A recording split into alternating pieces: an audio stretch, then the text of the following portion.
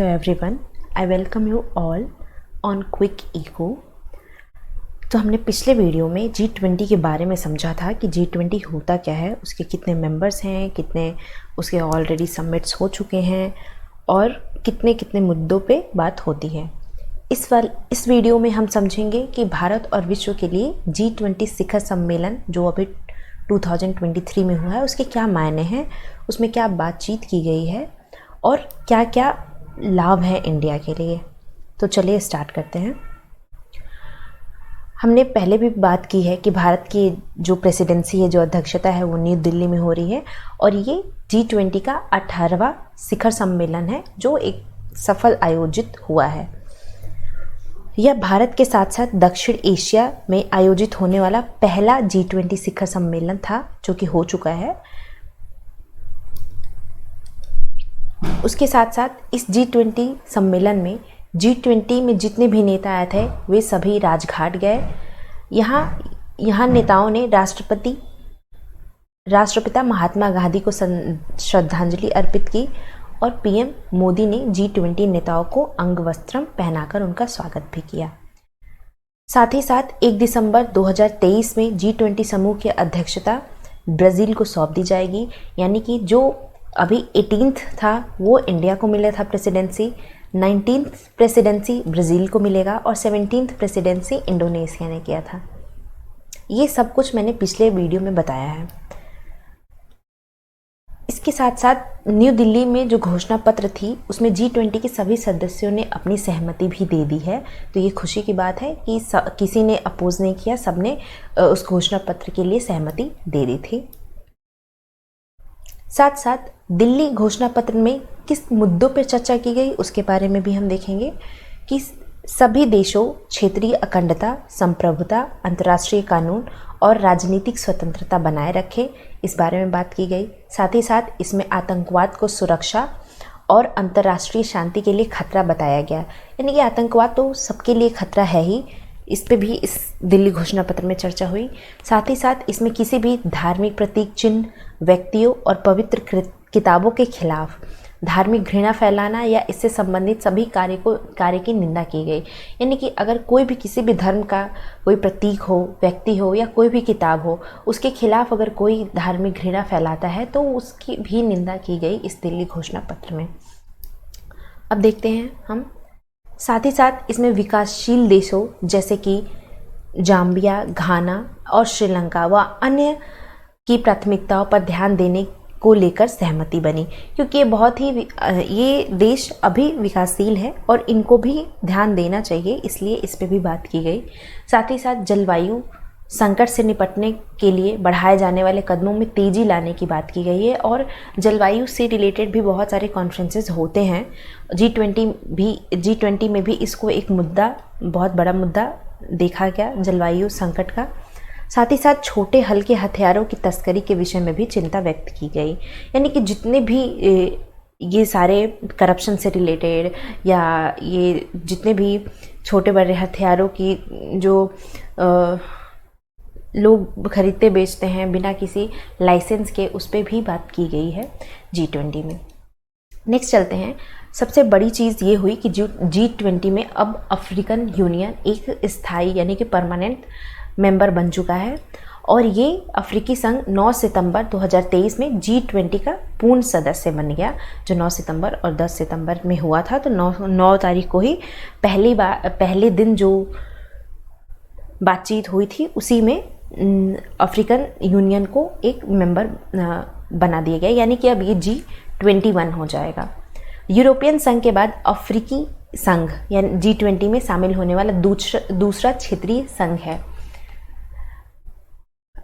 यानी कि इसमें पूरी 19 कंट्री थी, साथ साथ एक यूरोपियन यूनियन और अब इसके बाद अब अफ्रीकन यूनियन भी इसमें शामिल हो गया है। अब हम देखते हैं कि अफ्रीका को क्या लाभ होगा। सारे अफ्रीकन यूनियन में बहुत सारी कंट्री हैं, 55 कंट्रीज़ हैं, तो अफ्रीका को क्या लाभ होगा इससे। तो अफ्रीकी महाद्वीपों में निवेश आकर्षित होगा। अफ्रीकी महाद्वीप, ये अफ्रीका का मैप है और इस यहाँ पे इन्वेस्टमेंट बहुत ज़्यादा और भी कंट्रियाँ करेंगी। अगर G20 का मेंबर बन गया है तो और भी कंट्रियाँ इसमें जाके इन्वेस्टमेंट करेंगी और अफ्रीकी देशों में विकास सुनिश्चित होगा। अगर कहीं भी किसी भी कंट्री में इन्वेस्टमेंट होता है या फिर वहाँ पे निवेश जाता है तो वहाँ के लोगों को रोज़गार मिलता है और रोज़गार मिलता है तो उससे सारी चीज़ लिंक रहती हैं। लोगों का लिविंग स्टैंडर्ड बढ़ता है, वहाँ का विकास धीरे धीरे होने लगता है। अगर अफ्रीका में कोई भी कंपनी जाएगी तो कंपनी लगाने से पहले पहले वहाँ का इंफ्रास्ट्रक्चर देखना पड़ेगा। इंफ्रास्ट्रक्चर कैसा है, फिर उसका डेवलपमेंट होगा, फिर धीरे धीरे ऐसे विकास वहाँ पे होगा। तो ये भी सुनिश्चित होगा। अफ्रीकन कंट्री के लिए ये बहुत अहम G20 का सदस्यता थी। अब विभिन्न देशों के साथ द्विपक्षीय वार्ता भी हुई जिसमें जो इम्पोर्टेंट है, जैसे कि भारत और फ्रांस इन दोनों देशों के बीच में क्या वार्ता हुई, तो दोनों देश इंडो पैसिफिक और अफ्रीका में बुनियादी ढांचे, कनेक्टिविटी, ऊर्जा, जैविक विविधता, स्थिरता और औद्योगिक परियोजनाओं जैसे क्षेत्रों में सहयोग करेंगे। यानी कि मेनली अगर अफ्रीका को स्थायी सदस्य बना लिया गया है तो इसी अफ्रीका को इसमें जो भी बुनियादी ढांचे हैं, कनेक्टिविटी है, ऊर्जा है, इन जैसे मुद्दों को देने में वो सहयोग करेंगे। तो इनके बीच ये बातचीत हुई थी। दूसरी बातचीत भारत और कनाडा के बीच में जो द्विपक्षीय वार्ता हुई, इन दोनों के बीच में ये वार्ता हुई कि इनके द्वारा भारत और कनाडा ने खालिस्तान समर्थकों की जारी भारत विरोधी गतिविधियों पर गहरी चिंता जताई। अब खालिस्तान का मुद्दा तो सबको पता है, खालिस्तान कनाडा में भी बहुत एक्टिव हैं, तो इसलिए इन जितने भी खालिस्तानी समर्थक हैं इनकी गतिविधियों अभी जो बीच में बहुत एक्टिव हो गए थे, इनकी गतिविधियों पे भी बातचीत हुई इन दोनों देशों के बीच। साथ ही उन्होंने कहा कि कनाडा में कट्टरपंथी तत्व अलगाववाद को बढ़ावा दे रहा है, कूटनीतिज्ञों के खिलाफ हिंसा भड़का रहे हैं और वहाँ पर जा रहे भारतीय समुदायों को धमका रहे हैं। तो ये बहुत एक चिंता का विषय था जिसके ऊपर बातचीत होना भी ज़रूरी था और हुआ भी। दोनों देशों के बीच मानव तस्करी, ड्रग्स व्यापार, शिक्षा जैसे मुद्दों पर वार्ता हुई। तो ये बहुत इम्पॉर्टेंट है इन दोनों कंट्री के बीच में या इस मुद्दों पर बात करना। नेक्स्ट है भारत और अमेरिका के बीच। तो भारत और दोनों देशों के बीच रक्षा, व्यापार, निवेश, शिक्षा, स्वास्थ्य, अनुसंधान, नवाचार और सांस्कृतिक मुद्दों पे वार्ता हुई। यानी कि इन सब में कहीं ना कहीं इन्वेस्टमेंट करेगा अमेरिका। तो ये भी बहुत इम्पॉर्टेंट था अमेरिका और भारत दोनों के लिए। नेक्स्ट चलते हैं हम कि अब ये G20 की अध्यक्षता जो भारत को मिली है उसका क्या महत्व है। तो G20 यह भारत को संयुक्त राष्ट्र अमेरिका, चीन और रूस सहित अन्य देशों के साथ जोड़ने के लिए एक मंच प्रदान करता है। अगर कोई कंट्री अगर इसकी सदस्यता लेता है तो जाहिर सी बात है उस कंट्री को एक अलग मंच मिला है अपनी बातें कहने का और पूरे देश को अपनी ताकत दिखाने का। यह भारत को रूस को आश्वस्त करने, चीन को प्रतिबंध करने, अफ्रीका को विकसित करने, पड़ोसियों को आकर्षित करने का अवसर मुहैया कराता है। और इन सब चीज़ों पे बातचीत हुई है। अफ्रीकन यूनियन को भी यहाँ पे बना लिया गया है। साथ ही साथ रूस की निंदा भी की गई है रूस यूक्रेन युद्ध पे, तो ये भी एक मुद्दा था। साथ ही साथ भारत को ग्लोबल साउथ की आवाज़ बनने का सुनहरा अवसर प्रदान किया गया है। अभी साउथ एशिया में पहला ऐसा कंट्री है इंडिया जिसको G20 की प्रेसिडेंसी मिली है। तो ये पूरी साउथ कंट्री को एक आवाज़ प्रदान करने का एक मौका मिला है भारत को। साथ ही साथ इससे भारत को अन्य G20 सदस्यों के साथ अपने आर्थिक संबंधों को मजबूत करने में मदद मिलेगी। अब जितने भी और भी कंट्रियां हैं उनके साथ वो और भी ट्रेड और इन्वेस्टमेंट इन सब चीज़ों पे बातचीत होगी तो एक तरह से उनके संबंधों को और मजबूती मिलेगी। यह जलवायु परिवर्तन जैसे मुद्दे पर वैश्विक सहयोग के लिए माहौल तैयार करने में मदद कर सकती है, जैसे भारत का मिशन लाइफ।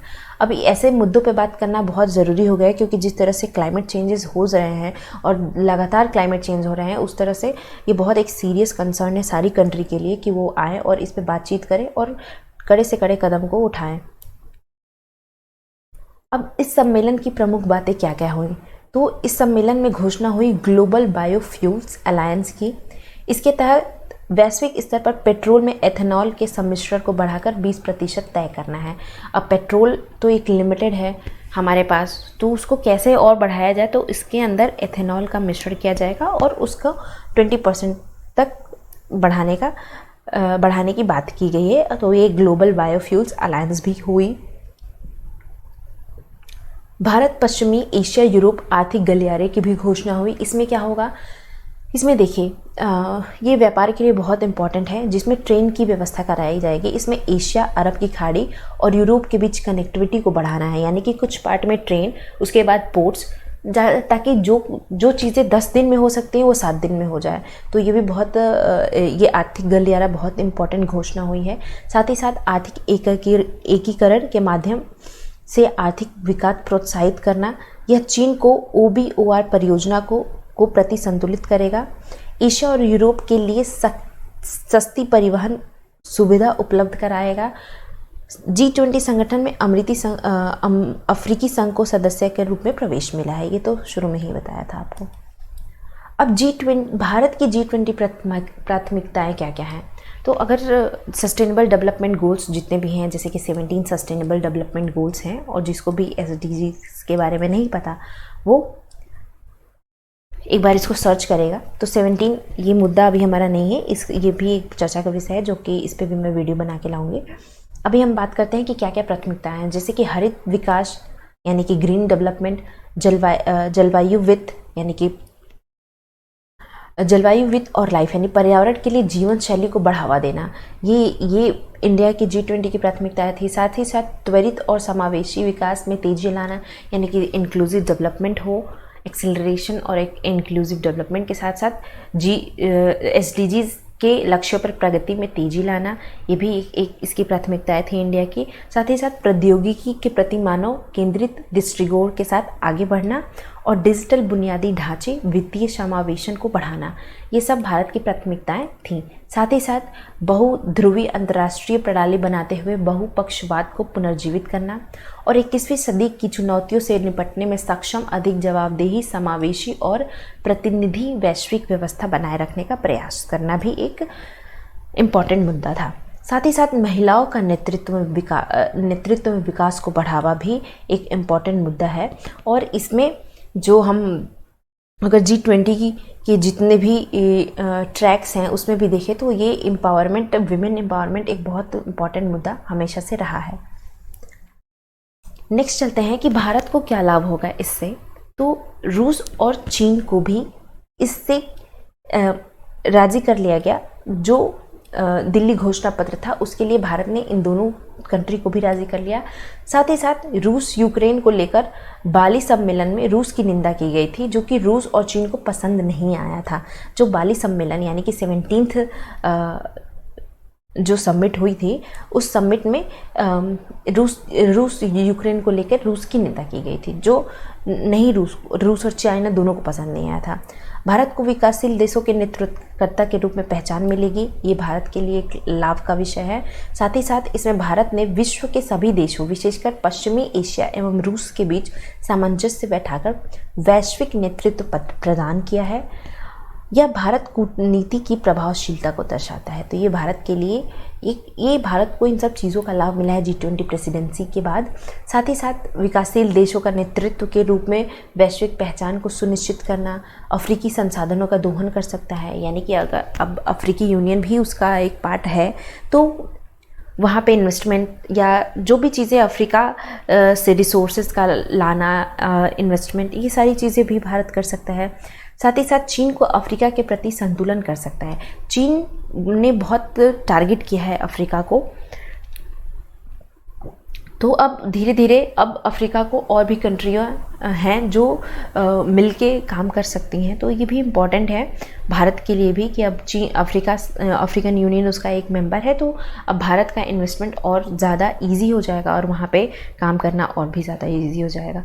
साथ ही साथ अफ्रीकी संघ में लगभग 55 देश जो संयुक्त राष्ट्र में भारत की स्थायी सदस्यता के लिए सपोर्ट कर सकते हैं। अब भारत पहले अफ्रीकी संघ में जितने भी देश थे 55 देश, उसमें सदस्यता नहीं था, परमानेंट मेंबर नहीं था, तो वो उसका सपोर्ट कर सकते हैं संयुक्त राष्ट्र में। अफ्रीकी संघ के जितने भी कंट्री हैं वो संयुक्त राष्ट्र में भारत की स्थायी सदस्यता के लिए सपोर्ट कर सकते हैं। पहले अभी भारत की स्थायी सदस्यता नहीं है संयुक्त राष्ट्र में, तो ये भी भारत के लिए बहुत लाभ का विषय है कि और भी कंट्रियाँ भारत से जुड़ रही हैं पॉजिटिवली। नेक्स्ट देखते हैं कि G20 में, मतलब G20 सम्मेलन हुआ तो G20 की पूरी कंट्री को क्या लाभ होगा। तो ये सम्मेलन G20 को भी मजबूत करेगा, साथ ही साथ ग्लोबल साउथ की आवाज़ को मजबूत करेगा। ये जो आपको दिख रहा है फिगर में, ये साउथ की कंट्रियाँ है, तो इनके भी आवाज़ को मजबूत करेगा और साथ ही साथ समूह के विचार विमर्श और निर्णयों में विकासशील देशों का प्रतिनिधित्व बढ़ाएगा। तो ये इम्पॉर्टेंट है G20 के लिए।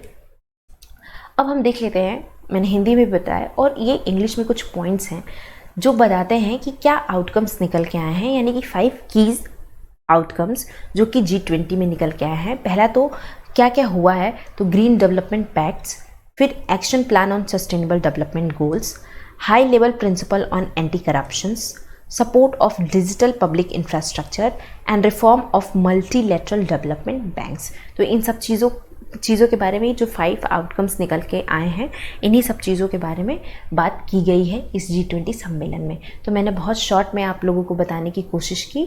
आई होप आप लोगों को अच्छा लगा होगा। तो thank you so much and stay